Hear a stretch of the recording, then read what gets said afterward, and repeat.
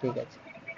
আচ্ছা, তো আমি কি বলছিলাম, আমি বলছিলাম যে তুমি 1 নম্বর গ্রুপ, 2 নম্বর গ্রুপ, মানে এগুলো লিথিয়াম, বেরিলিয়াম, সোডিয়াম, ম্যাগনেসিয়াম, এগুলো থেকে যত বলছি তুমি বলছি এইদিকে মাইক যাবে, গুলো পেছনে বন্ধ রাখবে যেমন।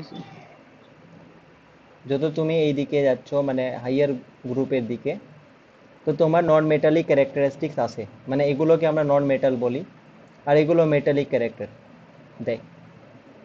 আচ্ছা, আমরা এখানে কন্ডাক্টিভিটি নিয়ে যদি বলি, তাহলে মেটালগুলোর কন্ডাক্টিভিটি বেশি হয়, পরিবাহ মানে ইলেকট্রিসিটি কন্ডাক্টিভিটি যদি বলি, তড়িৎ পরিবাহিতাঙ্ক, তাহলে ওটা মেটালগুলোর বেশি হয়, আর নন মেটালগুলোর খুব কম হয়। ঠিক আছে, বা নেই বললেই চলে, 10 to 0 এরকম, যেগুলোকে আমরা ইনসুলেটরও বলি। এর মাঝামাঝি কিছু এলিমেন্ট আছে, যেমন ধরো এখানে যদি আমি বলি সিলিকন। আচ্ছা, সিলিকনের কত দেখো 14 নম্বরে আছে সিলিকন, বা জার্মেনিয়াম যদি দেখি তাহলে 32 নম্বরে আছে, এটা একটু মনে রাখবে তাহলে কাজে দিবে। তাহলে সিলিকন আর জার্মেনিয়াম যদি দেখি, তো এগুলো মেটালও না, নন মেটালও না, তাহলে এর মাঝামাঝি। তো এগুলোকে আমরা বলি সেমি কন্ডাক্টর। কেন বলছি ওটা আমরা পরে আসছি। কিন্তু যদি আমি সিলিকনের দেখি তাহলে 14, তাহলে এর যদি আমরা ইলেকট্রনিক কনফিগুরেশন দেখি, তাহলে কি হবে, 1s2, 2s2, 2p6, কটা হলো, 10টা হয়ে গেল। তারপরে 3s2 আর 3p2, মানে 4টা বাইরে আছে, তাই না? মানে সব থেকে বাইরের যে কক্ষটা আছে সেটাতে 4টা ইলেকট্রন আছে, এই পয়েন্টটা মনে রাখতে হবে। জার্মেনিয়ামে যদি দেখি, আচ্ছা, তুমি এটা তো জানো যে একটা গ্রুপে যেগুলো থাকে, তো সেগুলোর একই ধরনের ইলেকট্রনিক কনফিগুরেশন হয়। তো এখানে 3s2, 3p2 ছিল, তাহলে জার্মেনিয়াম 4 নম্বর পিরিয়ডে আছে, এর মানে জার্মেনিয়ামের লাস্টের যদি কক্ষটা আমরা দেখি, তাহলে ওটা কি হবে, 4s2, 4p2 হবে ইলেকট্রন কনফিগুরেশন। আমি এটা বলতে যাচ্ছি যে সিলিকন আর জার্মেনিয়াম দুটোরই লাস্টের কক্ষে 4টা করে ইলেকট্রন আছে। ঠিক আছে, ওকে। তো এবার, আর তোমরা আরও একটা জিনিস পড়েছো যে যদি একটা অ্যাটমকে কনসিডার করো, তাহলে ওর বিভিন্ন কক্ষে যে ইলেকট্রনগুলো থাকে তাদের বিভিন্ন ধরনের এনার্জি লেভেল হয়, তাই না? ডিপেন্ড করছে, যেমন আমাদের অনেকগুলো পড়েছি আমরা, যে কোয়ান্টাম নাম্বার যেগুলো, যেমন এন পড়েছি, মুখ্য কোয়ান্টাম নাম্বার, তারপরে এন এর পরে এল, তারপরে এম, এখান থেকে এম এস, এগুলো পড়েছি। তো আমার কথার উদ্দেশ্য হচ্ছে যে এই এমটার জন্য, মানে একটা ধরো এন এর জন্য একটা শক্তি স্তর আছে কোনো একটা অ্যাটমের, তারপরে এই এলটার জন্য ধরো এনটা যদি 1 হয় তাহলে এলটা 0 হয়, এলটা যদি 2 হয় তাহলে এলটা 0 আর 1 হয়। তো যাই হোক, আমি 1 ধরে নিচ্ছি, এনটা 1, তাহলে এলটা 0 হবে। 0 হলে এম এলটাও 0ই হবে, কারণ কোনো ডিস্ট্রিবিউশন হবে না, মানে এরকমই এনার্জি ব্যান্ডগুলো হবে।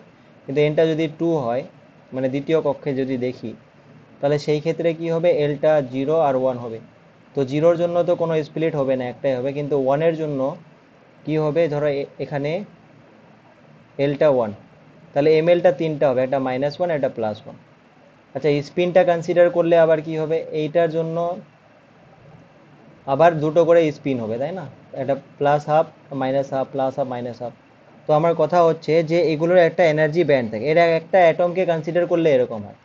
কিন্তু যখন আমরা সিলিকন বা জার্মেনিয়ামের একটা সাবস্টেন্সকে দেখছি, তো ওটা তো ধরো একটা সিলিকনের এরকম সাবস্টেন্স নিলে, তাহলে এখানে একটা অ্যাটম তো নেই, অনেকগুলো অ্যাটম আছে। তো সেই ক্ষেত্রে এগুলো এনার্জি লেভেলগুলো যেগুলো আমাদের ওভারঅল ইন্টারাকশনটা কনসিডার করতে হয়। তো সেই ক্ষেত্রে আমাদের একটা এনার্জি লেয়ার পাই না, তো আমরা পাই কি, অনেকগুলো এনার্জি লেয়ার পাশাপাশি আছে এরকম করে পাই। ঠিক আছে, তো এগুলোকে আমরা বলি ব্যান্ড, এনার্জি ব্যান্ড। ঠিক আছে, এনার্জি ব্যান্ড। তো এরকম যদি আমরা দেখি, তাহলে এনার্জি ব্যান্ড হচ্ছে, মানে একটা ধরো অ্যাটম আছে, অ্যাটম না, মানে কোনো সাবস্টেন্সে আছে, ওর যে অ্যাটমগুলো আছে ওর এনার্জি ব্যান্ড যদি দেখি তাহলে দুটো ব্যান্ড আমাদের জানতে হয়। একটা হচ্ছে ভ্যালেন্স ব্যান্ড হয়, মানে যোজ্যতা,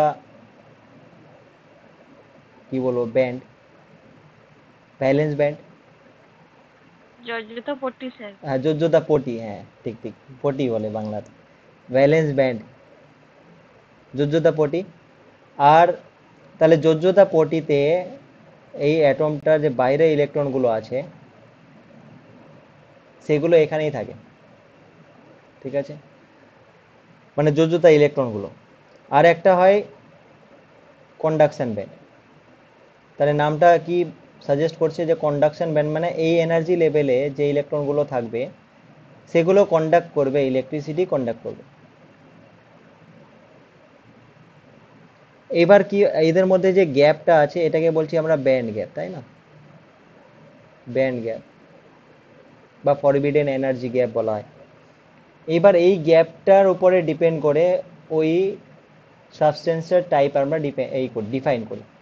মানে কি বলতে চাচ্ছেন স্যার, মানে এইটা বলছি যে নর্মালি কি হয় যে এই এটাতে ইলেকট্রনগুলো থাকে ভ্যালেন্স ব্যান্ডে, সব ইলেকট্রনগুলো থাকে একটা অ্যাটমের, কনসিডার করো। আর এখানে কিছু ইলেকট্রন থাকে না, ফাঁকা থাকে। আচ্ছা, এটা যদি আমি 0 ডিগ্রিতে কনসিডার করি, মানে 0 কেলভিনে, অ্যাবসলিউট টেম্পারেচারে, তাহলে এরকমই হয়। আচ্ছা, এবার কি হতে পারে, আর এদের মধ্যে একটা গ্যাপ আছে, যদি টেম্পারেচারটা আমি বাড়াই বা রুম টেম্পারেচার নিই, তাহলে এই এনার্জি, এই ইলেকট্রনগুলো যে আছে তো ও কিছু এনার্জি অ্যাবজর্ব করবে, অ্যাবজর্ব করে ওর এনার্জিটা বেড়ে হয়তো এখানে যেতে পারে কিছু পরিমাণ এনার্জি, মানে এতটা এনার্জি হয়ে যেতে পারে, ডিপেন্ড করছে ব্যান্ড গ্যাপটা কীরকম। ইজিটা যদি কম হয় তখন চলে যাবে, ইজিটা বেশি হলে হয়তো অতটা এনার্জি অ্যাবজর্ব করতে পারবে না। আচ্ছা, তো সেই হিসেবে আমাদের টাইপস অফ ম্যাটেরিয়ালগুলো হয় কীরকম হয়, যে যদি মানে এরকম হয় যে এখানে দেখো ব্যালেন্স ব্যান্ড আর কন্ডাকশন ব্যান্ডটা কি হয়েছে, এটা হচ্ছে ব্যালেন্স ব্যান্ড আর এটা হচ্ছে কন্ডাকশন ব্যান্ড, এটা হচ্ছে ব্যালেন্স ব্যান্ড আর কন্ডাকশন ব্যান্ড ওভারল্যাপ করে গেছে। তাহলে এর মানে কি, এর মানে হচ্ছে যে ব্যালেন্স ব্যান্ডে যে ইলেকট্রনগুলো আছে সেটা কন্ডাকশন ব্যান্ডেও আছে, কমন আছে, তাহলে এটা তো নর্মালি কন্ডাক্ট করবে ইলেকট্রিসিটি। তাহলে এই ধরনের যদি হয় তাহলে এইগুলোকে আমরা বলি মেটাল, মেটাল। আচ্ছা, কিন্তু এদের মধ্যে যদি ব্যান্ড গ্যাপটা অনেক বেশি হয়, অনেক বেশি হলে কি হবে যে তুমি টেম্পারেচার যতই বাড়াও না কেন ইলেকট্রন কন্ডাকশন ব্যান্ডে যেতেই পারবে না, তো ও ইলেকট্রিসিটি কন্ডাক্টই করবে না। তাহলে এগুলোকে আমরা বলবো ইনসুলেটর, অন্তরক পদার্থ। আর এর মাঝামাঝি কিছু আছে যাদের ব্যান্ড গ্যাপটা 3 ইলেকট্রন ভোল্ট থেকে কম হয়, ঠিক আছে, আমরা পড়বো যে সিলিকনের কত হয়, জার্মেনিয়ামের কত হয়, এগুলো পড়বো, মনে রাখতে হবে এগুলো। বাট 3 ইলেকট্রন ভোল্টের যদি কম হয় তাহলে এটা এমন একটা এনার্জি যে নর্মাল রুম টেম্পারেচারেও কিছু কিছু ইলেকট্রন এখান থেকে এই এনার্জি লেভেলে যেতে পারে। তাহলে এর মানে কি যে এই ধরনের জিনিসগুলো যদি টেম্পারেচার বাড়াও তুমি, তাহলে এখান থেকে এখানে বেশি ইলেকট্রন ট্রান্সফার হবে, তো বেশি ইলেকট্রন ট্রান্সফার হওয়া মানে ওর কন্ডাক্টিভিটিটা বাড়বে। তো এই ধরনের ম্যাটেরিয়ালগুলোকে যেটা টেম্পারেচারের উপরে তার কন্ডাক্টিভিটি বাড়ে, এর মানে কি রেজিস্ট্যান্সটা কমে, তাহলে এগুলোকে আমরা বলি কি সেমি কন্ডাক্টর। তো এরকম কোনো ম্যাটেরিয়াল আছে কি স্যার? ইয়েস, সিলিকন বললাম, জার্মেনিয়াম বললাম, ঠিক আছে, আর এগুলো তো এলিমেন্টাল হলো। এমনি আমাদের কম্পাউন্ডও আছে, যেমন গ্যালিয়াম আর্সেনাইড আছে, তা এরকম আরও অনেকগুলো আছে। তো এইগুলো তোমার সেমিকন্ডাক্টর হিসেবে কাজ করে। তো সেমিকন্ডাক্টরে একটা নির্দিষ্ট ব্যান্ড গ্যাপ আছে, যেই ব্যান্ড গ্যাপটা খুব বেশিও না আর খুব কম কমও না। তো আমরা সিলিকন আর জার্মেনিয়াম নিয়ে আলোচনা করব বেসিক্যালি, কারণ আমরা এরপরে যে ডায়োডে ঢুকবো তো সিলিকন বা জার্মেনিয়াম দিয়ে তৈরি হবে ওই ডায়োডগুলো নিয়ে আলোচনা করব। এখন বর্তমানে ডায়োড কিন্তু অর্গ্যানিক ম্যাটেরিয়াল দিয়েও তৈরি করা হচ্ছে, বাট ওগুলো হাইয়ার লেভেলের, রিসার্চ লেভেলে, ওগুলো আমাদের নেই। আচ্ছা, এবার এখানে দেখো, এটা একটা আমরা সিলিকন বা জার্মেনিয়ামে নিয়েছি, তো এখানে +4 লেখা আছে। তো +4 লেখা মানে হচ্ছে যে সিলিকন বা জার্মেনিয়ামের সব থেকে বাইরের কক্ষে 4টা ইলেকট্রন আছে এরকম, ঠিক আছে। আচ্ছা, এবার 4টা ইলেকট্রন আছে যে তো নর্মালি কি হবে, এরা কোভ্যালেন্ট বন্ড করে থাকে। কোভ্যালেন্ট বন্ড মানে কি, সমযোজী বন্ধন। মানে এরা কি করে, যে ইলেকট্রন শেয়ারিং করে, মানে চারটা এর আছে তো সিলিকনের। তোমরা কোভ্যালেন্ট বন্ড তো জানো না, হ্যাঁ এর স্যার, চারটা, হ্যাঁ। ভালোভাবে জানি। এর পারে এসআই এর সাথে এটা শেয়ার করে নিল, এর সাথে শেয়ার, তাহলে এখানে একটা পেয়ার মানে দুটো ইলেকট্রন, তাহলে এরকম করে নর্মালি থাকে। তাহলে এরকম করে একদম সমযোজী বন্ধন আকারে থাকে। তাহলে এখানে কোনো, এগুলো সবগুলো দেখো ইলেকট্রনগুলো বন্ড পেয়ার করে আছে। তো এখানে কোনো কি আছে, ফ্রি ইলেকট্রন আছে? সব তো পেয়ারে আবদ্ধ ইলেকট্রন আছে, নেই স্যার। ফ্রি ইলেকট্রন নেই, রাইট। তো এটা ধরে নিচ্ছি আমি কম টেম্পারেচারে, ঠিক আছে।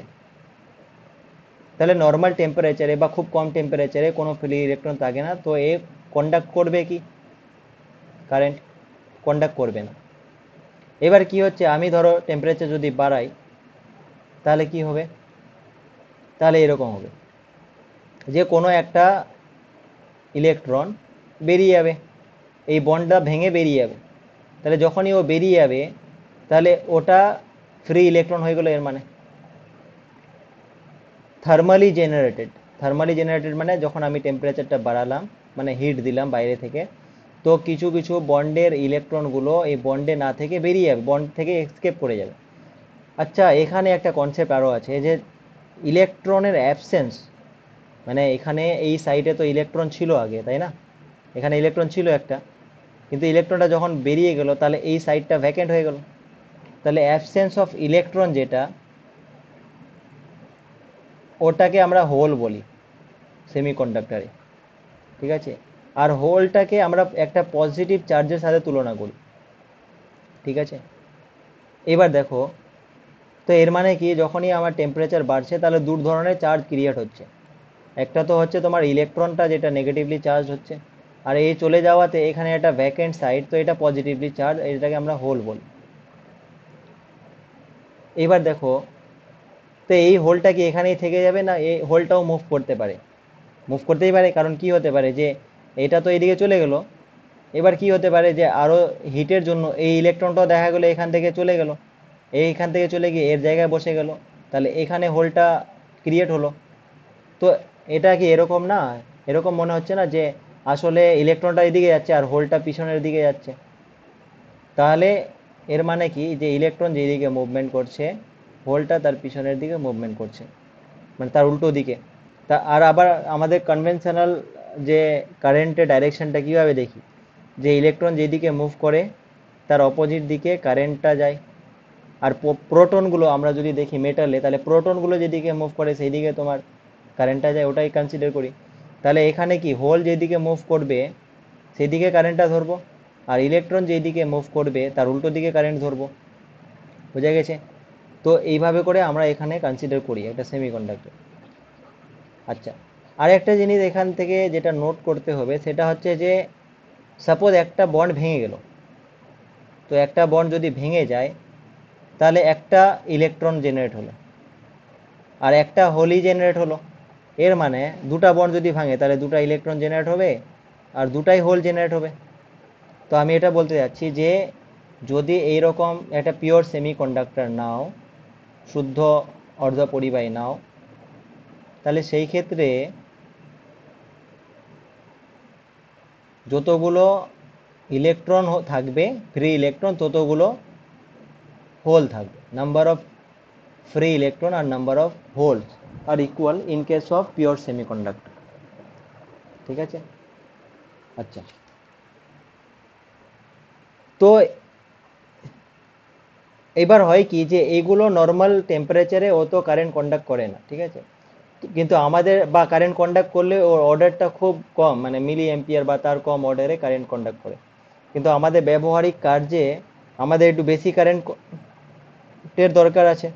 তো এই জন্য আমাদের কি করতে হয়, যে এই নাম্বার অফ, যেখানে এই যে ইলেকট্রন আর হোলের কেরিয়ার সমান ছিল, আমাদের এই কেরিয়ারগুলোর সংখ্যা বাড়াতে হয়। তো বাড়াবো কিভাবে? তো তার জন্য আমাদের এখানে কিছু ইমপিউরিটি মেশাতে হয়, কিছু অশুদ্ধি মেশাতে হয়। ইমপিউরিটি মেশানোর ফলে কি হয়, এখানে আইদার ইলেকট্রনের সংখ্যা বেড়ে যাবে, আর না হলে হোলের সংখ্যা বেড়ে যাবে। এটা আমরা দেখবো কখন কি বাড়বে। তো এই যে ইম্পিউরিটি মেশানোর যে ঘটনাটা, এটাকে আমরা বলি ডোপিং। এর মানে, আর যেই জিনিসটাকে মিশাবো ইম্পিউরিটি হিসেবে, সেটাকে আমরা বলবো ডোপ্যান্ট। ঠিক আছে? তো বেসিক্যালি এই যে সেমিকন্ডাক্টরগুলোটা আছে, এখানে যদি কোনো ইম্পিউরিটি মিলাই, মানে ডোপিং করি আর কি, তাহলে কি হবে, এখানে ক্যারিয়ারগুলোর বা ইলেকট্রন আর হোলের সংখ্যার পরিবর্তন হবে। তো সেই ক্ষেত্রে আমরা দেখছি কিভাবে হবে।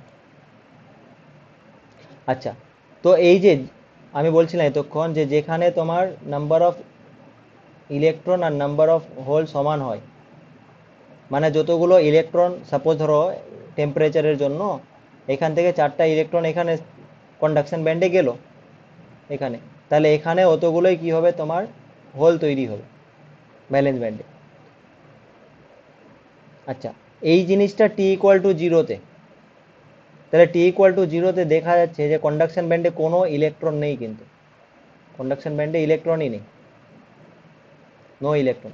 তাহলে t=0-তে বা অ্যাবসলিউট জিরোতে একটা সেমি কন্ডাক্টর যদি আমরা দেখি, তাহলে এ ইনসুলেটর হিসেবে কাজ করে, ইনসুলেটর। ঠিক আছে? কারণ t=0-তে এও তো কন্ডাক্ট করছে না, ইনসুলেটরও কন্ডাক্ট করে না। কিন্তু যখনই টেম্পারেচারটা আমি বাড়াবো আস্তে আস্তে, তো কি হবে, কিছু ইলেকট্রন যেগুলো উপরের দিকে আছে, যার এনার্জি অলরেডি বেশি ছিল, সেগুলো কি হবে, ওই পেয়ে আমরা চলে যাবে, উপরের দিকে চলে যাবে। তো এখানে হোল ক্রিয়েট করবে, আর নাম্বার অফ ইলেকট্রন আর নাম্বার অফ হোল ইকুয়াল হবে। তাহলে এই ধরনের যে সেমি কন্ডাক্টরগুলো যেখানে কোনো ইম্পিউরিটি মেশানো হয়নি, নাম্বার অফ ইলেকট্রন আর নাম্বার অফ হোল সমান, এগুলোকে আমরা বলি intrinsic semiconductor. Intrinsic, intrinsic. ঠিক আছে? আচ্ছা, তাহলে এরপরে যখন আমরা ডোপিং করব, ডোপিং করলে ধরো ইলেকট্রনের সংখ্যা বাড়িয়ে দিলাম হোলের থেকে, বা হোলের সংখ্যা বাড়িয়ে দিলাম ইলেকট্রন থেকে, তাহলে যে সেমিকন্ডাক্টরটা পাবো সেটা ইন্ট্রিনজিক বলবো না, আর সেটাকে আমরা বলবো এক্সট্রিনজিক, এক্সট্রিনজিক সেমিকন্ডাক্টর।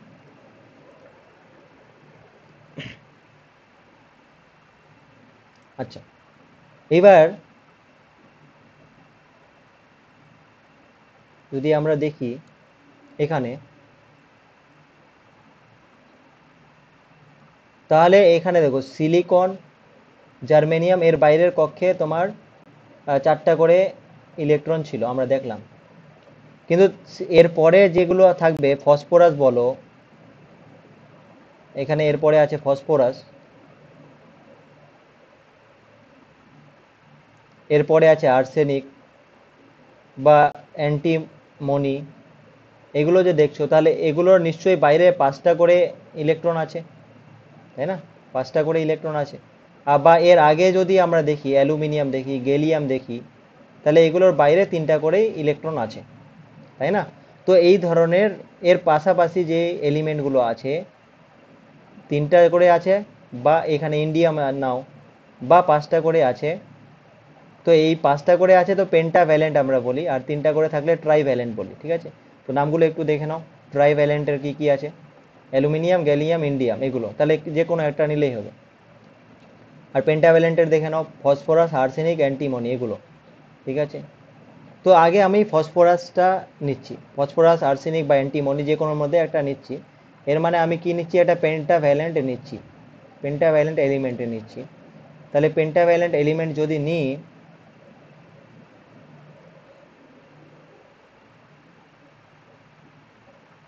পেন্টাভ্যালেন্ট যেমন ধরো ফসফরাস নিতে পারি, আর্সেনিক নিতে পারি, যা কিছু নিতে পারি।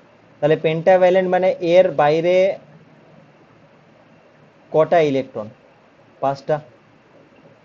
এর বাইরে 5টা ইলেকট্রন আছে, সব থেকে বাইরের কক্ষে, যোজ্যতা কক্ষে। তো 5টা ইলেকট্রন আছে। তো এবার কিন্তু আমি সিলিকন বা জার্মেনিয়াম যদি নিই, তাহলে এর বাইরে কটা ইলেকট্রন আছে, 4টাই আছে, রাইট? তো হবে কি, যখন আমি এই ফসফরাসটা বা আর্সেনিকটা এখানে ডোপ করব, মানে মিশাবো আর কি সিলিকনের এই ল্যাটিসটাতে, তো কি হবে, এখানে 4টা ইলেকট্রন তো কোভ্যালেন্ট বন্ড করে দিবে, তাই না? 4টা ইলেকট্রন কোভ্যালেন্ট বন্ড করে দিবে 4টার সাথে, কিন্তু একটা ইলেকট্রন এক্সট্রাই থেকে যাবে। বোঝা গেছে? মানে কি আমি এটা বলতে যাচ্ছি, যে যখন আমি পেন্টাভ্যালেন্ট, কোনো এলিমেন্ট নিয়ে ডোপিং করব, তাহলে ইলেকট্রন এক্সট্রা পেয়ে যাব। মানে তাহলে যদি আমি আর্সেনিক বা ফসফরাস দিয়ে ডোপ করি, তাহলে ওই যে সেমিকন্ডাক্টরটা পাবো, ওখানে ইলেকট্রনের সংখ্যা বাড়বে, ফ্রি ইলেকট্রনের সংখ্যা বাড়বে in comparison with the free hole. কারণ ইন্ট্রিনজিকে কি ছিল, ইন্ট্রিনজিকে তোমার যতগুলো ইলেকট্রন ছিল ততগুলো হোল ছিল, কিন্তু এখানে তো আমি এক্সট্রা ইলেকট্রন আরো দিচ্ছি, ফসফরাস দিচ্ছি, মানে কি একটা এক্সট্রা ইলেকট্রন দিচ্ছি, তাহলে ইলেকট্রন আগে সমান ছিল, বাট এখানে প্লাস একটা এক্সট্রা ইলেকট্রন করে দাও, এন প্রাইম বলে দাও, তাহলে এখন যে এনটা হবে ইলেকট্রনের সংখ্যাটা, সেটা হবে হোলের থেকে বেশি। ঠিক আছে, তো এই ধরনের সেমি কন্ডাক্টরগুলো যেখানে আমরা পেন্টাভ্যালেন্ট ডোপ করি, এর ফলে ইলেকট্রনের সংখ্যা বেড়ে যায় হোলের সংখ্যার তুলনায়, তো সেইগুলোকে আমরা বলি N type semiconductor. N type semiconductor. ঠিক আছে, এবার উল্টোটা আসো। উল্টোটা মানে ধরো আমি ট্রাইভ্যালেন্টগুলো নিচ্ছি। ট্রাইভ্যালেন্ট মানে কি, অ্যালুমিনিয়াম নিচ্ছি, গ্যালিয়াম, ইন্ডিয়াম, যা নাও। তাহলে অ্যালুমিনিয়াম, গ্যালিয়াম, ইন্ডিয়াম তুমি যদি নাও, তাহলে কি হবে, এখানে বাইরে তোমার তিনটাই আছে ইলেকট্রন। ধরো অ্যালুমিনিয়াম নিচ্ছি, তাহলে এর বাইরে তিনটাই আছে, তো এখানে তো চারটা আছে, তাহলে এ তো বন্ড তিনটা বন্ড করে দিবে, এর মানে ইফেক্টিভলি একটা হোল এখানে জেনারেট হচ্ছে। এর মানে এখানে কি হবে, যখন তুমি ট্রাইভ্যালেন্ট আর কি, ট্রাইভ্যালেন্ট দিয়ে ডোপ করছো, তাহলে হোল সংখ্যা বেড়ে যাচ্ছে। তো ট্রাইভ্যালেন্টের ক্ষেত্রে কি হচ্ছে, তোমার number of hole greater than number of electron হচ্ছে। ঠিক আছে, তো হোল যদি বেড়ে বেড়ে যায়, এর মানে কি পজিটিভ টাইপ হোল, তো আমরা পজিটিভ কনসিডার করছি। ঠিক আছে, তো এই ধরনের সেমিকন্ডাক্টরগুলো যেগুলোতে আমরা ট্রাইভ্যালেন্ট কোনো অ্যাটম দিয়ে ডোপিং করি, ঠিক আছে, তো সেই ক্ষেত্রে হোলের সংখ্যা বেড়ে যায়, তো এগুলোকে আমরা বলি পি টাইপ সেমিকন্ডাক্টর। আচ্ছা, এখানে পেন্টাভ্যালেন্টে, এটা ধরো পেন্টাভ্যালেন্টের ওটা, রাইট, তো পেন্টাভ্যালেন্টের ক্ষেত্রে কি হলো, যে একটা ইলেকট্রন এক্সট্রা থেকে গেল, তাহলে ওই ইলেকট্রনটা ও দিয়ে দিল না আসলে ওই সেমিকন্ডাক্টরে, তো এই জন্য ওই পেন্টাভ্যালেন্টের যে ডোপেন্টটা, ওটাকে আমরা বলি ডোনার। ডোনার বলি, মানে দাতা। কিন্তু এখানে এই যে হোলটা ক্রিয়েট হয়েছে, এই একটা ইলেকট্রন নিতে পারবে, তাই না?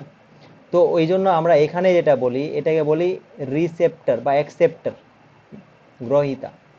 ঠিক আছে, গ্রহণ করে। তাহলে পি টাইপে যে ডোপেন্টটা, সেটা অ্যাকসেপ্টর হিসেবে কাজ করে, আর এন টাইপে যে তোমার ডোনারটা, এইটা ডোপেন্টটা, সেটা হচ্ছে ডোনার হিসেবে কাজ করে। তাহলে এন টাইপ আর পি টাইপ সেমিকন্ডাক্টর ক্লিয়ার হয়েছে। তাহলে এন টাইপে, আচ্ছা এন টাইপ বলো বা পি টাইপ বলো, এগুলো দুটোই হচ্ছে এক্সট্রিনজিক সেমিকন্ডাক্টর। এক্সট্রিনজিক মানে এখানে ডোপিং করা হয়েছে, ইন্ট্রিনজিক মানে কোনো ডোপিং করা নেই, পিওর সেমিকন্ডাক্টর যে জিনিসটা ছিল ওটা। তাহলে এক্সট্রিনজিক যদি নাও, দেখো এক্সট্রিনজিক সেমিকন্ডাক্টর যদি নাও, তাহলে হবে কি, এন টাইপে এখানে এখানে যেটা দেখিয়েছে, একদিকে এন টাইপ দেখিয়েছে এটা, আর এটা হচ্ছে পি টাইপ দেখিয়েছে, রাইট। তো এখানে যে ডোনার ইলেকট্রনটা আছে, ওটা তো ফ্রি না, মানে এখানে যে ইলেকট্রনটা ডোনার দিয়েছে, যেটা এই যে ইলেকট্রনটা, ওটা তো ফ্রি ইলেকট্রন আছে, এর মানে কি ওই ইলেকট্রনটার যে এনার্জিটা হবে, সেটা তোমার কন্ডাকশন ব্যান্ডের কাছাকাছি হবে। ঠিক আছে, কন্ডাকশন ব্যান্ডের কাছাকাছি, এই জন্য এই যে জিনিসটা দেখিয়েছে এখানে, ED, energy of the donor electron, বা ওই জিনিসটা, তো সেইটা এখানে দেখিয়েছে। আর এই গ্যাপটা দেখো অনেক কম দেখিয়েছে, 0.01 ইলেকট্রন ভোল্ট। এর মানে একটু টেম্পারেচার পেলেই ও কিন্তু, বা নর্মাল টেম্পারেচারে ও কন্ডাক্ট করবে আর কি। আর এখানে এখানে যে অ্যাকসেপ্টরের যে এনার্জি ব্যান্ডটা, ওটা হচ্ছে নিচের দিকে আছে, মানে কন্ডাকশন এই ভ্যালেন্স ব্যান্ডের কাছাকাছি আছে এই এটা। আর এটা হচ্ছে এই এই এই গ্যাপটা হচ্ছে 0.01 থেকে 0.05 ইলেকট্রন ভোল্ট। আচ্ছা, এখানে এনার্জি ব্যান্ডগুলো এইভাবে করে দেখিয়েছে পি টাইপ আর এন টাইপের ক্ষেত্রে। তারপরে দেখো হবে কি, এবার আমি করব কি, আমি এতক্ষণ অবধি কি শিখেছি আমরা? এতক্ষণ অবধি শিখলাম যে এন টাইপ সেমিকন্ডাক্টর কি, পি টাইপ সেমিকন্ডাক্টর কি, এটা শিখেছি। আর দেখলাম যে এই দুটোই এক্সট্রিনজিক সেমিকন্ডাক্টর। আচ্ছা, এবার সাপোজ ধরে নাও তুমি একটা পি টাইপ সেমিকন্ডাক্টর নিয়েছো, মানে পি টাইপ সেমিকন্ডাক্টর নিয়েছো এটা। এবার পি টাইপ সেমিকন্ডাক্টর নেওয়ার পরে তুমি করেছো কি, যে এর একটা পোর্শনে আর কি, তুমি এটাকে দুটো পোর্শনে ভাগ করে দাও, দুটো পোর্শনে ভাগ করে দাও। ভাগ করে দিয়ে তুমি একদিকে সাপোজ ধরো ডোপিং করে দিয়েছো পেন্টাভ্যালেন্টের, পেন্টাভ্যালেন্ট কোনো ই দিয়ে, যেমন ধরো আর্সেনিক দিয়ে করে দিলে, তাহলে এর মানে কি এইদিকে এন টাইপ হয়ে যাবে তাহলে তখন, কারণ পেন্টাভ্যালেন্ট দিলে এক্সট্রা ইলেকট্রন থাকবে এদিকে এন টাইপ, আর এইদিকে হয়ে যাবে পি টাইপ। কারণ পুরোটাই পি টাইপ ছিল, বাট আমি করেছি কি, পুরোটা পি টাইপই ছিল, এদিকে আমি বেশি করে ডোপিং করে দিয়েছি পেন্টাভ্যালেন্ট, তাহলে এদিকে ওভারঅল এন টাইপের মতো কাজ করবে। তো এইভাবে করে আমরা একটা জিনিস তৈরি করলাম, মানে একটাই সেমিকন্ডাক্টর পুরোটা, একদিকে আমি এন টাইপ ডোপিং করলাম, একদিকে পি টাইপ ছিল আগে থেকে। বলছি ওই ডোপিং এ করার উপরে নির্ভর করছে এন টাইপ আর পি টাইপটা, স্যার? অবশ্যই অবশ্যই, ওটাই তো বলছিলাম যে তুমি যদি পেন্টাভ্যালেন্ট দিয়ে ডোপিং করো, দেখো ইন্ট্রিনজিক সেমিকন্ডাক্টরে তো নাম্বার অফ হোল আর নাম্বার অফ ইলেকট্রন সমানই। আমাকে কেরিয়ার সংখ্যা বাড়াতে গেলে, কেরিয়ার এখানে দুই ধরনের, একটা ইলেকট্রন না হলে হোল, তো আমি এন টাইপ বা পি টাইপ করতে পারি। তো আমি যদি পেন্টাভ্যালেন্টগুলো দিয়ে ডোপ করি তাহলে এন টাইপ পাবো, আর ট্রাইভ্যালেন্ট দিয়ে করলে পি টাইপ পাবো, ঠিক আছে? তো আমি এখানে একটা পি টাইপই নিয়েছিলাম পুরো, নিয়ে আমি করেছি কি, যে একদিকে এন টাইপ দিয়ে ডোপিং করে দিলাম, এন টাইপ দিয়ে না মানে পেন্টাভ্যালেন্ট দিয়ে, মানে এটা এন টাইপ হয়ে যাবে। এবার দেখো কি হয়েছে, যখনই আমি এটা ডোপিং করলাম তো হবে কি, যে এখানে এর জাংশনটার এখানে, ঠিক আছে, জাংশনটার এখানে এইদিকে ইলেকট্রনের ডেন্সিটি বেশি, তাই না? এন টাইপে ইলেকট্রনের ডেন্সিটি বেশি, মানে ইলেকট্রনের ডেন্সিটি যদি বেশি, আর পি টাইপে হোলের ডেন্সিটি বেশি। আচ্ছা, নর্মাল টেন্ডেন্সি কি হচ্ছে, যে ডেন্সিটি বেশি থেকে ডেন্সিটি কমের দিকে যাওয়ার চেষ্টা করে যে কোনো জিনিস, যেটাকে আমরা বলি কি ব্যাপন, তাই না, ডিফিউশন। তো এখানে ইলেকট্রনের ডেন্সিটি বেশি মানে কি, ইলেকট্রনগুলো এইদিকে আসার চেষ্টা করবে, উল্টা হয়ে গেছে, মানে ইলেকট্রনগুলো এইদিকে আসবে, রাইট? তাহলে ইলেকট্রনের ডিফিউশন হবে এন টাইপ থেকে পি টাইপের দিকে। আচ্ছা, আর প্রোটনগুলো, প্রোটন তো না, হোলগুলো যেগুলো, সেগুলো ডিফিউশন হবে এইদিকে, কারণ হোলের এইদিকে বেশি ছিল, এদিকে হোলের হবে, রাইট? আচ্ছা দেখো, ইলেকট্রনগুলো যখন এইদিকে ডিফিউজ হয়ে যাচ্ছে, কিন্তু পুরো অ্যাটমটা তো যাচ্ছে না, না, ইলেকট্রনগুলো খালি যাচ্ছে, তাহলে এখানে এই জায়গাটাতে যেটা পড়ে থাকবে, ওটাতে একটা পজিটিভ আয়ন আকারে পড়ে থাকবে, পজিটিভ আয়ন আকারে পড়ে থাকবে, রাইট? মানে এখানে এই জাংশনটার পাশাপাশি পজিটিভ অনেকগুলো চার্জ ক্রিয়েট হবে, পজিটিভ আয়নগুলো আর কি। আর যখন হোলগুলো এইদিকে চলে যাচ্ছে, এর মানে এখানে নেগেটিভ চার্জ ক্রিয়েট হবে, এভাবে করে। এবার যখনই এরকম পজিটিভ চার্জ আর নেগেটিভ চার্জ ক্রিয়েট হলো, তাহলে আমরা কি জানি, একটা চার্জ যদি থাকে পজিটিভ চার্জ, তো ওর করেসপন্ডিং একটা ইলেকট্রিক ফিল্ড জেনারেট হয়, তাই না, ইলেকট্রিক ফিল্ড। তো এখানে সবগুলো এদিকে পজিটিভ চার্জগুলো আছে, আর এদিকে নেগেটিভ চার্জ আছে। তো এই সেমিকন্ডাক্টরটার ভেতরেই একটা ইলেকট্রিক ফিল্ড জেনারেট হবে, যেটা কি হবে, পজিটিভ থেকে নেগেটিভের দিকে ডাইরেকশনটা হবে, পজিটিভ থেকে নেগেটিভের দিকে ডাইরেকশনটা হবে, রাইট? এই অবধি ক্লিয়ার হয়েছে? হ্যাঁ স্যার। আচ্ছা, এবার শোনো, স্যার কানেক্টিভিটিটা নষ্ট করবে না। হ্যালো। হ্যাঁ হ্যাঁ বলো। স্যার বলছিলাম এই পি পি হোল আর হচ্ছে ইলেকট্রন, এখানে ওই লজিকটা এরকম ছিল না যে হচ্ছে এই মাঝখানে তো একটা ব্যারিয়ার ছিল, ব্যারিয়ার থাকার কারণে হ্যাঁ ড্রিফটে যেটা আমরা মোটা শোনো হচ্ছিল শোনো শোনো, ব্যারিয়ারে আসছি, ব্যারিয়ারে যাইনি এখনো, ব্যারিয়ারে যাইনি। এখানে এখানে যে ড্রিফটটা তৈরি হলো না, ড্রিফটটা তো ধীরে ধীরে মোটা আরে হয় আমি আর ড্রিফটও বলিনি এখনো, ড্রিফটও বলিনি এখন, আমি ডিফিউশনটা বলছি খালি। ঠিক আছে হ্যাঁ, মানে এখানে কন্ডাক্ট আমি বলছি তো, ওটাই দাঁড়াও, বলতে দাও, কমপ্লিট করতে দাও। তো এখানে কি হয়েছে, ডিফিউশন হয়েছে, তাহলে ঠিক আছে, ডিফিউশনের জন্য কি হলো, যে একটা মানে এখানে ইলেকট্রিক ফিল্ডে জেনারেট হলো এদিকে। ওকে, তাহলে এই যে ইলেকট্রিক ফিল্ডটা এদিকে যাচ্ছে, রাইট, ডাইরেকশনটা, তো হবে কি, এই ইলেকট্রিক ফিল্ডটা এইদিকে যাচ্ছে, তাহলে ইলেকট্রন এখানে এই যে পি টাইপে তো ইলেকট্রনও আছে না, ইলেকট্রনও আছে কিছু, তাহলে ইলেকট্রিক ফিল্ডটা যেদিকে যায় ইলেকট্রনের উপরে ফোর্সটা যেটা হয় সেটা উল্টো দিকে হয় না, ইলেকট্রন নেগেটিভলি চার্জ, তাহলে ইলেকট্রনগুলো তখন এই দিকে মুভ করার চেষ্টা করবে এই ইলেকট্রিক ফিল্ডের জন্য। তো এই জিনিসটাকে আমরা বলছি ড্রিফট, মানে ইলেকট্রনগুলো আস্তে আস্তে মুভ করবে এইদিকে।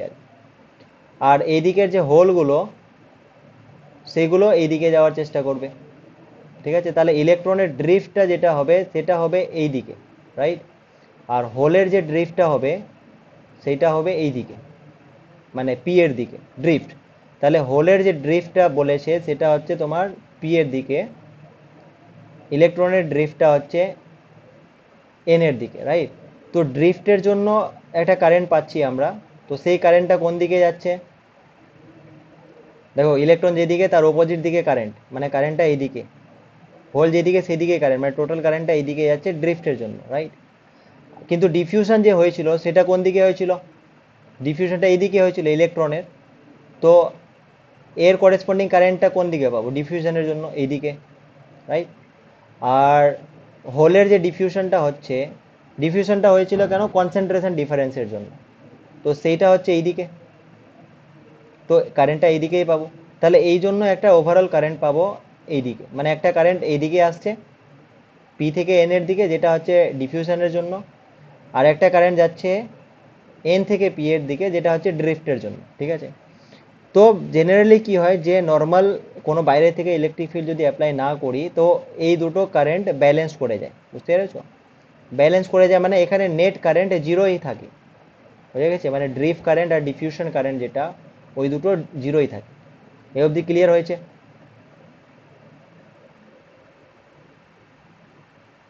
আচ্ছা, স্যার এই কারেন্টের অভিমুখগুলো একটু বলে দেন আমি এখানে আরেকবার। লিখতে, ঠিক আছে আরেকবার বলে দিচ্ছি। তুমি এটা মনে রাখবে, ইলেকট্রন যেদিকে যায় তার উল্টো দিকে কারেন্ট যায়। আগে আমি হ্যাঁ ডিফিউশনটা স্যার, কনসিডার করছি, তো ডিফিউশনের ইলেকট্রন ডিফিউশন কোন দিকে হচ্ছে, এইদিকে না, তাহলে এটার কারেন্টটা এইদিকে আসবে। এন থেকে টু। আচ্ছা, আর হোলের হোলের ডিফিউশন হ্যাঁ কোন স্যার। দিকে হচ্ছে, এইদিকে, তাহলে এটার কারেন্টটাও এইদিকে হবে, তাহলে এই দুটো মিলে একটা কারেন্ট পেলাম। এবার ড্রিফটটা দেখো, ড্রিফটটা কেন হলো ওটা আমি বললাম, এই যে ইলেকট্রিক ফিল্ডের জন্য, যে ইলেকট্রিক ফিল্ড জেনারেট হলো, তো এই যে ড্রিফটটা ইলেকট্রন এইদিকে যাচ্ছে তাহলে কারেন্টটা এইদিকে যাবে, আর হোলগুলো ড্রিফট এইদিকেই হচ্ছে তাহলে কারেন্টটা এইদিকে, তাহলে এই দুটোর জন্য একটা কারেন্ট, তাহলে এটা আই ড্রিফট বলছি আর এটা বলছি আই ডিফিউশন। তো এইটা আর এইটা সমান হয়। তো জেনারেলি যদি বাইরে থেকে কোনো আমরা ইলেকট্রিক ফিল্ড বা ভোল্টেজ না অ্যাপ্লাই করি তো এই দুটো ব্যালেন্স করে যায়, এখানে নেট কারেন্টটা জিরো দেয়, ঠিক আছে। এবার দেখো, মানে এই ধরনের ব্যাপারটা,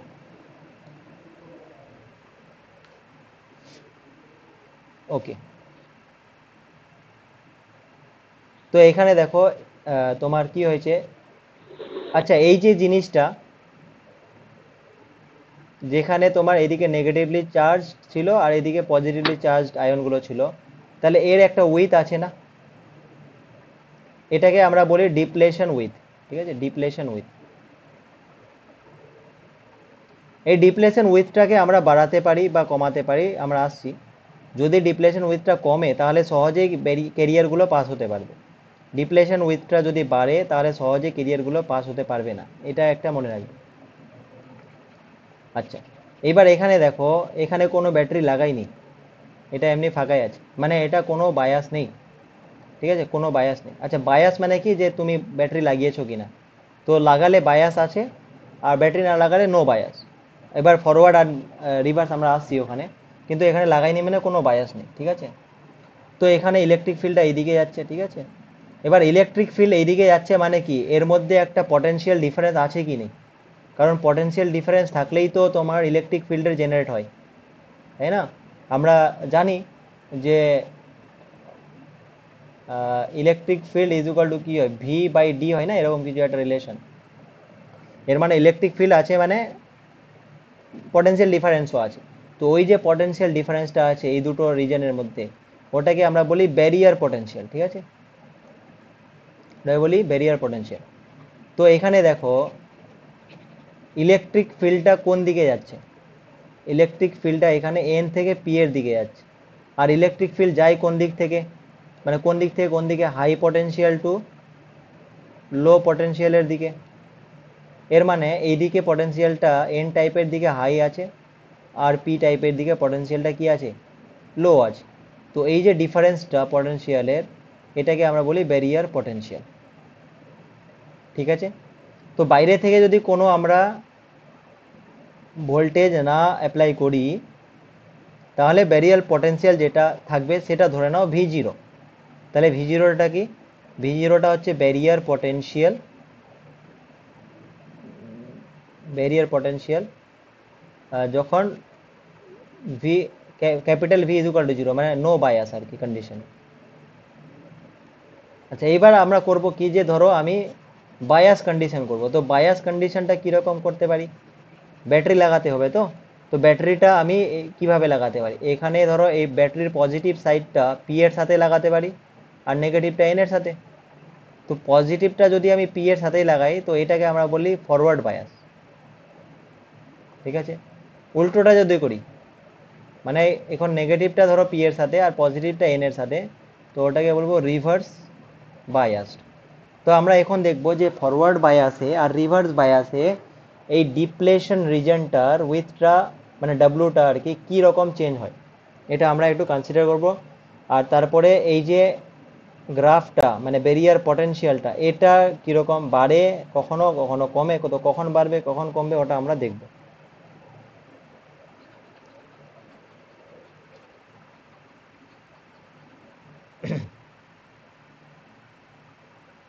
আচ্ছা, তো এবার দেখো আমরা ফরওয়ার্ড বায়াস রিভার্স বায়াসে আসছি। তো এই যে পুরো জিনিসটা, এটা এর এ অবধি কী ছিল, মানে এখানে যে পড়ছিলাম এই অবধি কি ছিল, এই অবধি তোমার এটা একটা সেমি কন্ডাক্টর ছিল, জাস্ট আমরা ডোপিং করেছিলাম পি টাইপ আর এন টাইপ, ঠিক আছে। তো এই যে এখানে জাংশন হলো, তাহলে এটাকে আমরা বলি পিএন জাংশন, ঠিক আছে, পিএন জাংশন হলো, মানে একদিকে পি আর একদিকে এন, যেখানে মিট করে ওটাকে জাংশন বলি, তাহলে এটা পিএন জাংশন হলো। এবার এই পিএন জাংশন সেমি কন্ডাক্টরটার আমি দুই পাশে মেটালিক কন্ট্যাক্ট দিয়ে দেবো, ঠিক আছে, মেটালের প্লেট লাগিয়ে দেবো। তাহলে পুরো জিনিস সেটআপটা যেটা তৈরি হলো সেটা হলো PN junction diode, PN junction diode, ঠিক আছে।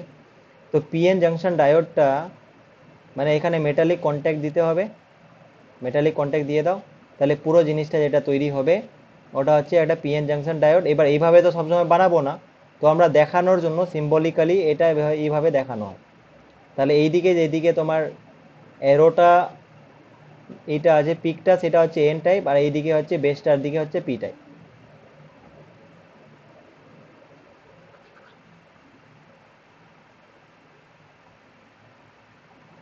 আচ্ছা, এইবার দেখো আমি বলছিলাম এই যে ডায়োডটা ছিল,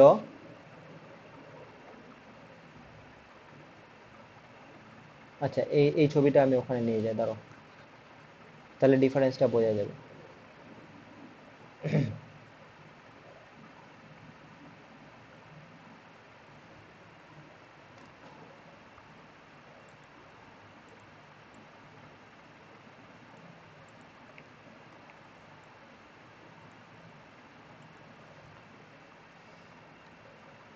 দেখো এখানে কোনো বায়াস নেই, তো তোমার এরকম একটা ব্যারিয়ার পটেনশিয়াল ছিল। এবার আমি করেছি কি, দেখো এখানে পজিটিভটার সাথে পিটাকে যোগ করেছি আর নেগেটিভটার সাথে এনটাকে যোগ করেছি, তাহলে এটা ফরওয়ার্ড বায়াস করেছি। তো ফরওয়ার্ড বায়াস করলে হয়েছে কি, এই পজিটিভগুলো এই হোলগুলোকে, এই পিএতে হোল ক্যারিয়ারগুলো আছে সেগুলোকে এইদিকে রিপেল করবে, পজিটিভ পজিটিভকে রিপিল করবে, ঠিক আছে। আর এখানে নেগেটিভ চার্জ, নেগেটিভ এটা পটেনশিয়ালটা, তো এখানে ইলেকট্রনগুলো এইদিকে রিপিল করবে, রাইট। তো অ্যাকচুয়ালি হবে কি, এই ডিপ্লেশন উইথটা যেটা ছিল সেটা কমে যাবে, রাইট, ডিপ্লেশন উইথটা কমে যাবে। তাহলে এক নাম্বার কি, ফরওয়ার্ড বায়াসে ডিপ্লেশন উইথটা কমে, এই একটা পয়েন্ট যেটা নোট করা উচিত আমাদের, ঠিক আছে। আচ্ছা, এবার আমি এই এই যে ব্যাটারিটা ভোল্টেজ যদি আরো বাড়ে তাহলে আরো কমবে। আর এখানে দেখো এইদিকে যে ছবিটা, দাঁড়াও এটা দেখে দিই। এখানে দেখো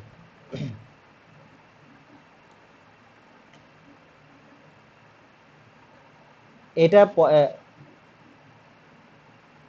না পজিটিভ, এটা ফরওয়ার্ডেই আছে,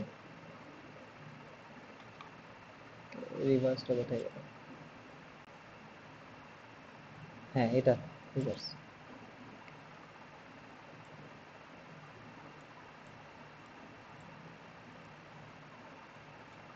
এখানে দেখো যে রিভার্স বায়াসে হয়েছে কি,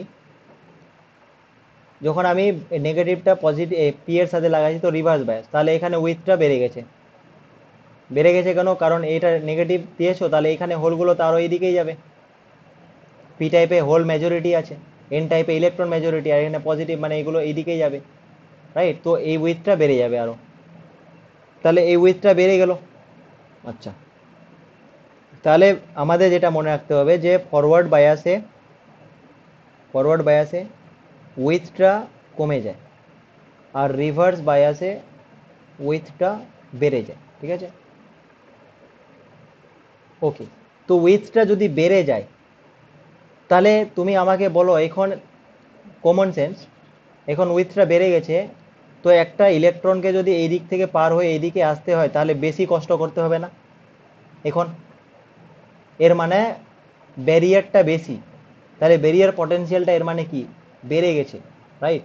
তো দেখো আগে V0 ছিল এটা, কিন্তু এখন রিভার্স বায়াসে কি হয়েছে, ব্যারিয়ার হাইটটা বেড়ে গেছে, 2 নম্বরে হয়ে গেছে। তো তাহলে একটা জিনিস আরো বুঝতে পারলাম যে ফরওয়ার্ড বায়াসে উইথ তো কমে যায়, আচ্ছা এখানে রিভার্স বায়াসে উইথ বেড়ে যায় আর ব্যারিয়ার পটেনশিয়ালটাও বেড়ে যায়, ব্যারিয়ার পটেনশিয়ালটাও বেড়ে যায়। আর এখানে কি হবে তাহলে, ফরওয়ার্ড বায়াস যদি করো উইথ কমে আর ব্যারিয়ার পটেনশিয়ালটাও কমবে। তাহলে এই দুটো পয়েন্ট আমাদের একটু মনে রাখতে হবে। কেন কমছে ওটা আমরা দেখলাম, যে ফরওয়ার্ড বায়াসে কেন কমছে। আচ্ছা এবার এখানে দেখো,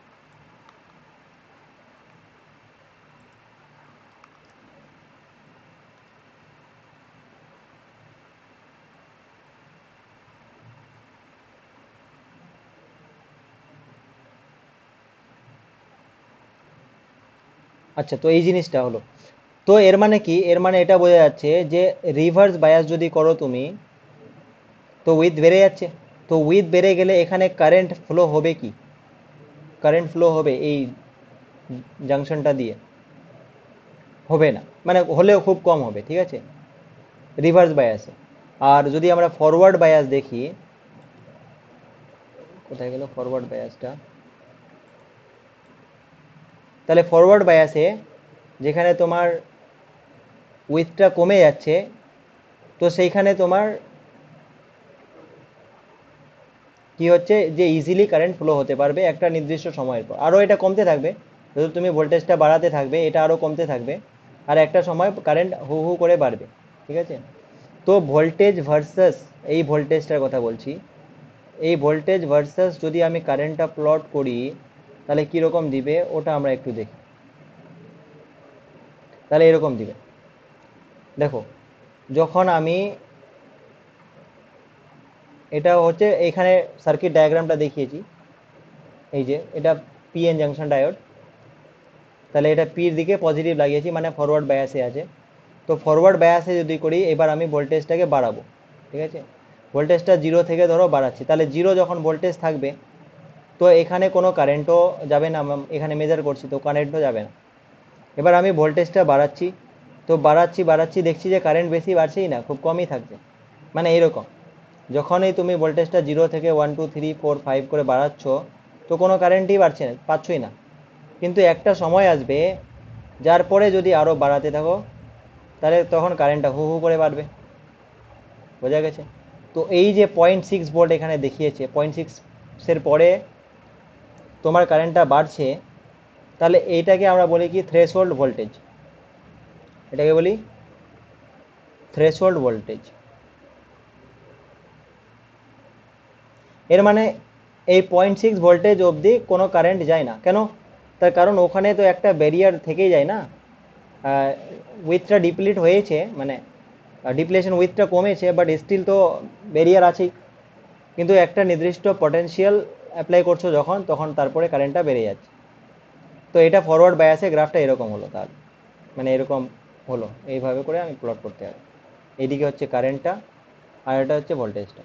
আর এই কারেন্টের ভ্যালুটা মানে পরিমাপযোগ্য আর কি, মেজারেবল। আর মেজারেবল বলতে ভালোই, মানে এটা মিলি অ্যাম্পিয়ার অর্ডারে হয়, বুঝতে পারছো? আর যদি আমি রিভার্স বায়াসে দেখি তো এখানে তো উইথটা অনেক বেশি হয়ে গেছিলো, উইথটা, তো এখানে কারেন্টই যাবে না। আর যদি যায়ও তো ওটা অনেক কম, মানে ওটা মাইক্রো অ্যাম্পিয়ার অর্ডারে। এদিকে দেখো রিভার্স বায়াসে যে কারেন্টটা ওটা মাইক্রো অ্যাম্পিয়ার অর্ডারে, মানে বুঝতে পারছো 10⁻⁻6 অর্ডারে অ্যাম্পিয়ারে করলে।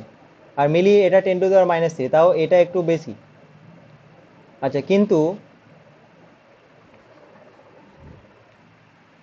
এখানে দেখো রিভার্স বায়াসে তুমি যদি আরো রিভার্স বায়াসে ভোল্টেজটা আরো বাড়াতেই থাকো, ঠিক আছে, তাহলে দেখো এখানেও কিন্তু একটা সময় আসছে, রিভার্স বায়াসে যদি আরো ভোল্টেজটা বাড়াতেই থাকো তো তখন একটা সময় আসছে, যেমন এখানে দেখো, আচ্ছা এখানে দেখো 0.6 ভোল্টেই তোমার কি হয়েছে, কারেন্টটা বাড়তে শুরু করে গেছে। কিন্তু এখানে দেখো 20 ভোল্ট, 40, 60, 80, 90 ভোল্টে গিয়ে তারপরে কারেন্টটা হঠাৎ করে বেড়ে গেছে, রাইট? তো রিভার্স বায়াসে যদি 80, এই ডায়োডটার ক্ষেত্রে যদি 80 ভোল্ট অবধি আমি রিভার্স বায়াস অ্যাপ্লাই করি, ডায়োডটার কিছু হবে না। কিন্তু যখনই আমি এই ভোল্টেজটাতে পৌঁছে যাচ্ছি, এই ক্রিটিক্যাল ভোল্টেজটাতে পৌঁছে যাচ্ছি, ঠিক আছে, তো তখনই কিন্তু এত বেশি কারেন্ট চলে যাবে ডায়োডটার মধ্যে যে ডায়োডটা কি হয়ে যাবে, পুড়ে যাবে। বোঝা গেছে?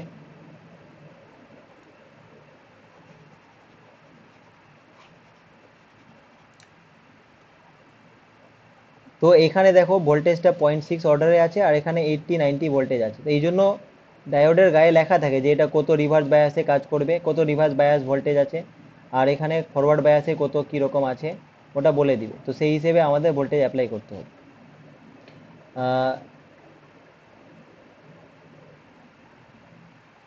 তাহলে এই গ্রাফটা হলো এরকম। আচ্ছা, এই যে এখানে 80-র পরে তো কারেন্টটা হু হু করে বাড়ছে, তো তার আগে কারেন্টটা কিন্তু বাড়ছিল না, যা একটু ছিল মাইক্রো অর্ডারে, তো এটা স্যাচুরেটই ছিল, তাই না? তো এই কারেন্টটাকে যেটা খুব কম পাস হচ্ছিল সেটাকে আমরা বলছি রিভার্স স্যাচুরেটেড কারেন্ট। ঠিক আছে, রিভার্স স্যাচুরেটেড কারেন্ট বা রিভার্স স্যাচুরেশন কারেন্ট বলি আমরা।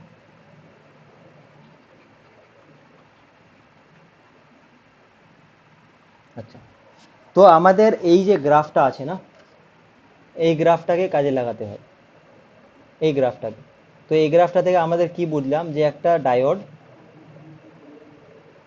একটা ডায়োড যদি আমি ফরওয়ার্ড বায়াসে লাগাই ডায়োডটাকে, তাহলে ও কারেন্ট কন্ডাক্ট করবে, ঠিক আছে, মানে ডায়োডটা কারেন্ট কন্ডাক্ট করবে। আর যদি আমি ওটাকে রিভার্স বায়াসে লাগাই তো ওটা কারেন্ট কন্ডাক্ট করবে না। এই পয়েন্টটাকে আমাদের ইউজ করতে হবে। কোথায় ইউজ করবেন স্যার? এটা আমরা ইউজ করব রেকটিফায়ারে, ঠিক আছে।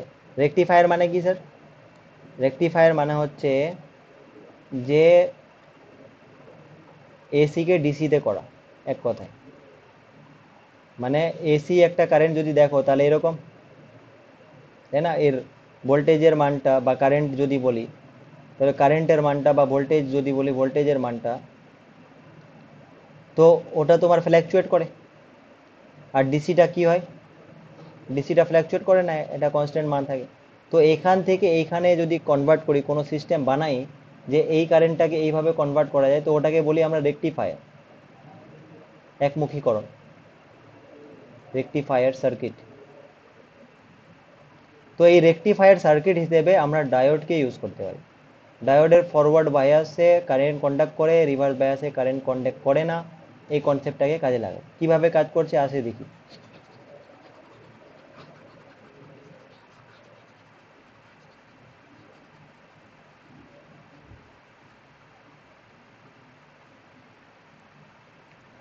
এখানে দেখো, আচ্ছা, রেকটিফায়ারে আমরা দু ধরনের রেকটিফায়ার পড়বো। একটা হচ্ছে half wave rectifier, half wave rectifier, আর একটা ফুল ওয়েভ। তার আগে হাফ ওয়েভটা দেখি, তারপরে ফুল ওয়েভটা দেখি। তাহলে হাফ ওয়েভ রেকটিফায়ারে আমাদের একটাই ডায়োড ইউজ করতে হয়, ওয়ান ডায়োড,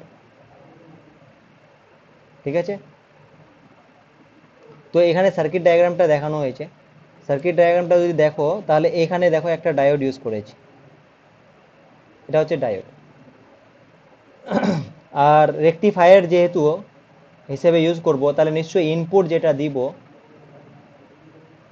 সেটা এসি ইনপুট দিব। আর এসি ইনপুট দিব, এই জন্য আমি এখানে একটা লাগিয়ে দিয়েছি কি ট্রান্সফরমার লাগিয়ে দিয়েছি। তো ট্রান্সফরমার, এটা তো প্রাইমারি কয়েল, এটা সেকেন্ডারি কয়েল। তো সেকেন্ডারি কয়েলের যে আউটপুটটা সেটাই আমি এখানে ইনপুট হিসেবে ফেলবো ডায়োডে, ঠিক আছে। এবার সাপোজ এই যে সেকেন্ডারি কয়েলটা আছে এর আউটপুটটা এখানে ফেলেছি, তো আর এটা এখানে ধরো এই টার্মিনালে আমি একটা লোড লাগিয়েছি মানে কি, যে এর মধ্যে দিয়ে কারেন্টটা পাস হবে, যখন কারেন্টটা ডায়োড দিয়ে যাবে, তো এর অ্যাক্রসে একটা ভোল্টেজ ড্রপ পড়বে, এই ভোল্টেজ ড্রপটা আমি মেজারমেন্ট করতে পারবো।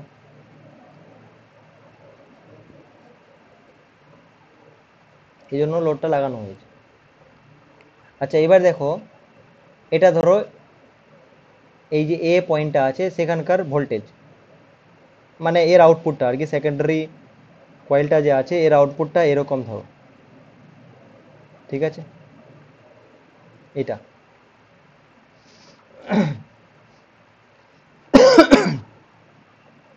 এবার দেখো, আমি যদি এই হাফটাকে কনসিডার করি, এই হাফটা, তাহলে এই হাফটা পজিটিভ না?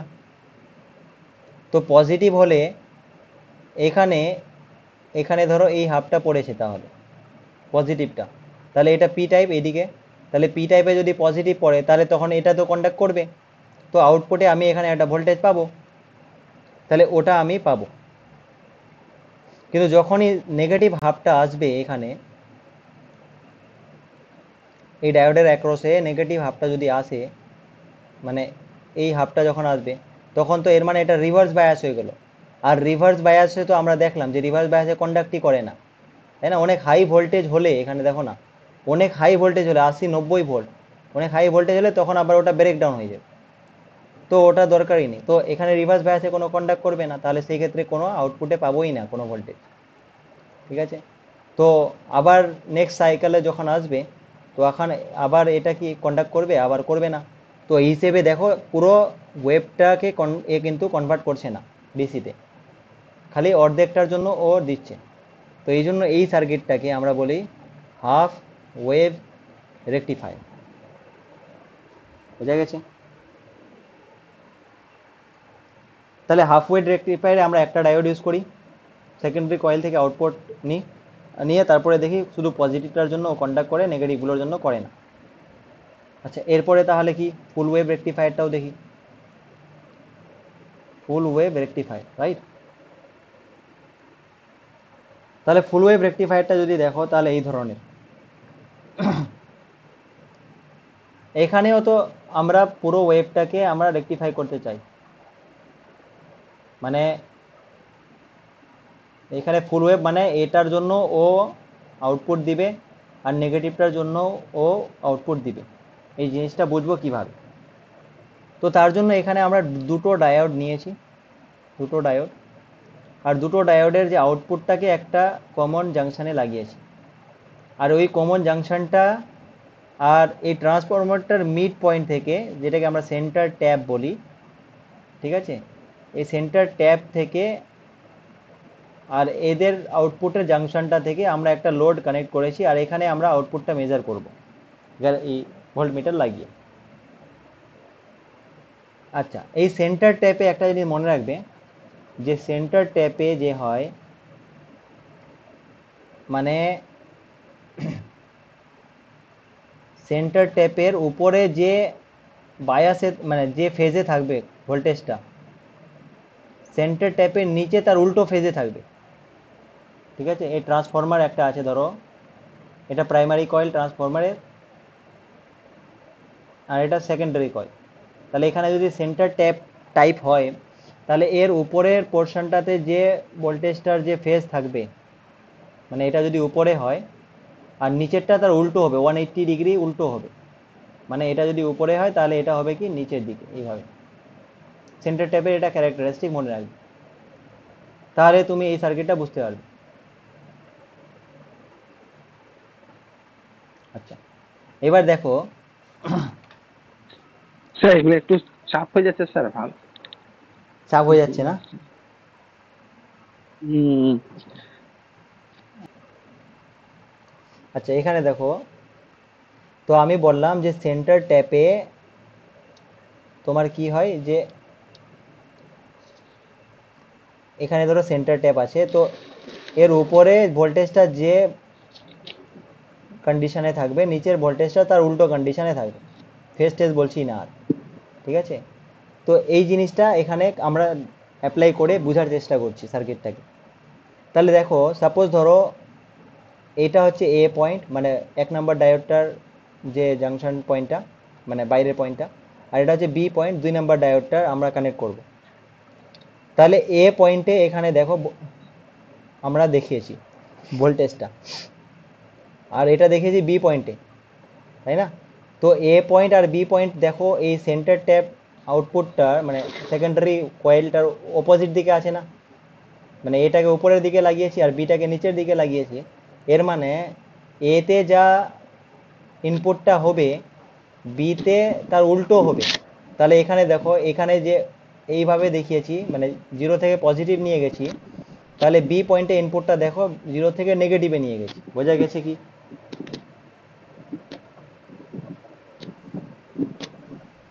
0 থেকে নেগেটিভে কেন? কারণ এটা সেন্টার ট্যাপের উপরে আর এটা সেন্টার ট্যাপের নিচে, তো একই দিকে পা দিয়ে ঘুমাবে না, বলে উল্টো দিকে ঘুমাবে। এবার এই ইনপুটটা যদি বুঝে যাও যে সেন্টার ট্যাপের জন্য এরকম হলো, ঠিক আছে, এরকম, আর এটা নিচে দিয়ে, তাহলে এখন দেখো এই কন্ডিশনে কোন ডায়োডটা কন্ডাক্ট করবে বলো তো? এখান থেকে এই কন্ডিশনে কোন ডায়োডটা কন্ডাক্ট করবে? এটা হচ্ছে 1 নম্বর ডায়োডে, এটা 2 নম্বর ডায়োডে ইনপুট দিয়েছে। স্যার 2 নম্বরটা কি কাজ করবে? 2 নম্বরটা কাজ করবে না, দেখো না, হুম? এই কন্ডিশনে এটা তো নেগেটিভ না, তাহলে এটা তো পিটা এইদিকে, দেখো পি এর দিকে নেগেটিভ দিলে রিভার্স বায়াস, তো 1 নম্বরটা ফরওয়ার্ড বায়াসে হচ্ছে না, দেখো না, এইটা হ্যাঁ, এক পজিটিভটা। নম্বরটা তো ফরওয়ার্ডে আছে। হ্যাঁ, তাহলে 1 নম্বরটা ফরওয়ার্ডে আছে, 2 নম্বরটা রিভার্সে আছে, তাহলে এখান থেকে এই অবধি 1 নম্বরটা কন্ডাক্ট করবে, তাই না? তাহলে 1 নম্বরটা কন্ডাক্ট করবে, তো 1 নম্বর কন্ডাক্ট করুক বা 2 নম্বর করুক, যাই করুক না কেন, আমি তো এখানে আউটপুট পাবো না। তাহলে এখানে আউটপুট পেলাম। এবার সেকেন্ড হাফে চলে যাও,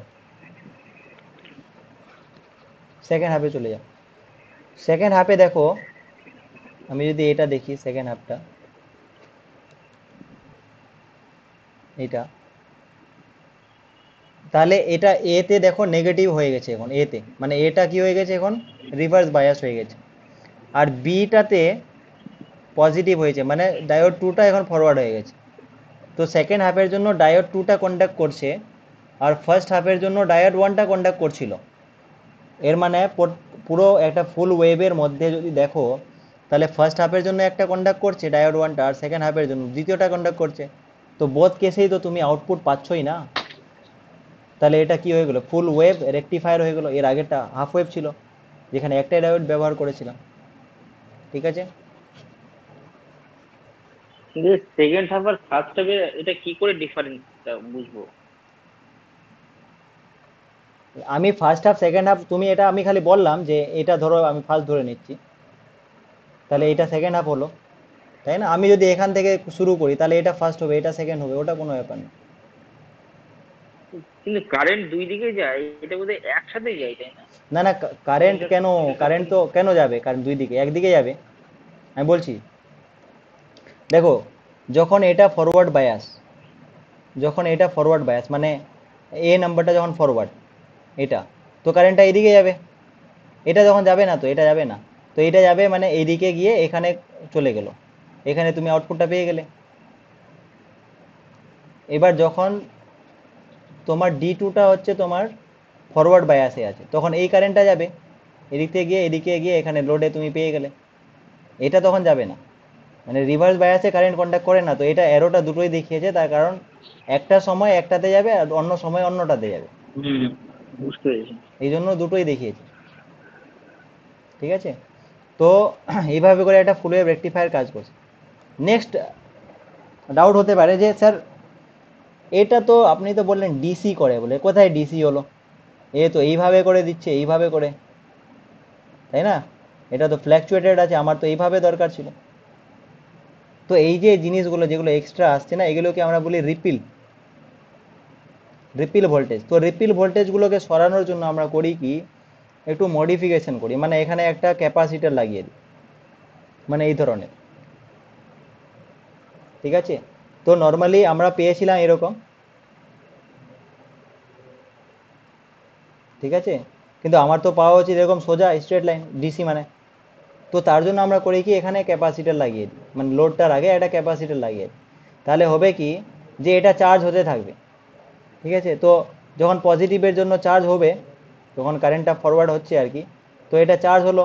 কিন্তু যখনই এটা ডিসচার্জ হতে শুরু করবে, এইদিকে নিচে গিয়ে যাচ্ছে মানে ডিসচার্জ, নিচে আসতে মানে কারেন্ট কমছে, বাট এটা তখন ডিসচার্জ করে দিবে, যে চার্জ হয়েছিল ওটা ডিসচার্জ হবে, তো এখানে আবার ভোল্টেজ দিয়েই দিবে। বুঝতে পেরেছো তো? এইভাবে করে তোমার একটা ডিসি পাবো। তো এই ক্যাপাসিটরটা বেসিক্যালি লাগানো হয় তোমার এই রিপিল ভোল্টেজগুলোকে সরানোর জন্য। ঠিক আছে, আর একটা জিনিস মনে রাখবে, যে এই যে ক্যাপাসিটরটা লাগাচ্ছি, তো এটাকে ফিল্টার হিসেবে কাজ করছে না? তো এটাকে অনেক সময় ফিল্টার বলা হয়, যে রিপিলগুলোকে ওগুলোকে সরিয়ে দিচ্ছে, তাহলে মানে এইগুলো তো এক্সট্রা ছিল না, তো এগুলোকে ও সরিয়ে সোজা করে দিচ্ছে। তো এই জন্য ক্যাপাসিটরটা এখানে ফিল্টার হিসেবে ইউজ করা বলা হয়। আর একটা পয়েন্ট যেটা মানে নোট করা উচিত, সেটা হচ্ছে এখানে ক্যাপাসিটরটাকে আমরা কিন্তু এই লোডটার সাথে প্যারালালি কানেক্ট করেছি, প্যারালালি। তো এটা একটু মনে রাখা উচিত। আচ্ছা, এইবার দেখো, আহ, এইবার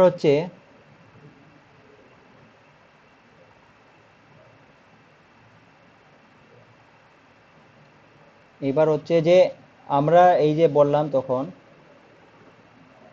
একটা পিএন জাংশন ডায়োড তৈরি করাতে আমরা কি করলাম, ডোপিং করলাম। তো তাহলে ডোপিং করলাম, তো এইদিকে পজিটিভ পজিটিভ পজিটিভ পজিটিভ, এদিকে নেগেটিভ নেগেটিভ নেগেটিভ, এটা ডিপ্লেশন রিজন হলো, রাইট? তো এখানে আমি একটা প্লেট লাগিয়ে দিলাম, তো আমি একটা ডায়োড পেয়ে গেলাম। ডায়োডটার সিম্বলটা হচ্ছে এরকম। তো এটা যদি পি টাইপ হয়, এটা যদি এন টাইপ হয়, তাই এখানে আমি পেন্টাভ্যালেন্ট ডোপিং করেছিলাম, না, পি টাইপে আমি ট্রাইভ্যালেন্ট ডোপিং করেছিলাম, এখানে পেন্টাভ্যালেন্ট এলিমেন্ট দিয়ে ডোপিং করেছিলাম। ঠিক আছে, দেখো এগুলো থেকে কোশ্চেন আসবে তো, যে এন টাইপে কোন ধরনের এলিমেন্ট দিয়ে ডোপিং করতে হয়, তাহলে একটু বোঝা থাকলে অ্যান্সার করতে পারবে। এন টাইপ মানে ইলেকট্রনের সংখ্যা বেশি, তাহলে নিশ্চয়ই পেন্টাভ্যালেন্ট লাগবে, কারণ ওখানে একটা এক্সট্রা ইলেকট্রন আছে, তাই না? তো এগুলো বুঝে পড়লে অ্যান্সার করতে হবে। এবার আমার কোশ্চেন হচ্ছে যে এই ড্রপিংটার কনসেন্ট্রেশন যদি অনেক বেশি করে দিই, ঠিক আছে, তো তখনও তো ডায়োডই তৈরি হবে না, এরকম জানছেনই, বা ডোপিং এর কনসেন্ট্রেশনটা দুই দিকে বেশি করে দিয়েছি সাপোজ, তো সেই ক্ষেত্রে যে ডায়োডটা তৈরি হবে সেটাকে আমরা বলি জেনার ডায়োড। কি বলি? জেনার ডায়োড। মানে আর জেনার ডায়োডটা বেসিক্যালি এই একটা ডায়োডের সিম্বলই, বাট এখানে একটা জেড দিয়ে জেড এর মতো করে সিম্বলটা দেওয়া হয়, জেনার ডায়োড এই জিনিসটা। তো জেনার ডায়োড আর নর্মাল ডায়োডের মধ্যে ডিফারেন্সটা কি? ডিফারেন্স হচ্ছে যে জেনার ডায়োডে আমরা কনসেন্ট্রেশন অফ ডোপিং যেটা, ওটা অনেক বেশি করা, ঠিক আছে, অনেক বেশি করা। এবার জেনার ডায়োডটা যদি দেখি, তাহলে আর একটা জিনিস দেখো, জেনার ডায়োডে আমরা যখন ইউজ করি সার্কিটে, তো সেইটা তোমার রিভার্স বায়াসে ইউজ করি, রিভার্স বায়াস, ঠিক আছে। দেখো ফরওয়ার্ড বায়াসে এটা নর্মাল ডায়োডের মতনই কাজ করে, ঠিক আছে, তো ফরওয়ার্ড বায়াসের দরকার নেই আমার এখানে, আমরা যেটা ইউজ করি সেটা রিভার্স বায়াস। তো রিভার্স বায়াসে ইউজ করি, কেন ইউজ করি? তো অ্যান্সার হচ্ছে ভোল্টেজ রেগুলেটর হিসেবে কাজ করানোর জন্য, ঠিক আছে। তো ভোল্টেজ রেগুলেটর হিসেবে কাজ করানোর জন্য আমরা ইউজ করি।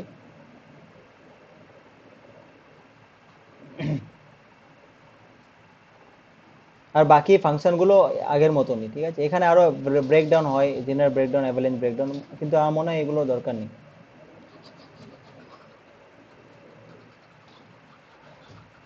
আচ্ছা শোনো, এরপরে হচ্ছে ট্রানজিস্টার, বাট আমার মনে হয় যে তোমরা এই ডায়োডটা রিভাইজ করে আসলে ট্রানজিস্টারটা ভালো হবে, কিন্তু আমি একটু এলিমেন্টারি আইডিয়া দিয়ে দিচ্ছি খালি, কিন্তু ডিটেলসে গেলে আবার মাথায় ঘুষবে না আজকে আর, ঠিক আছে।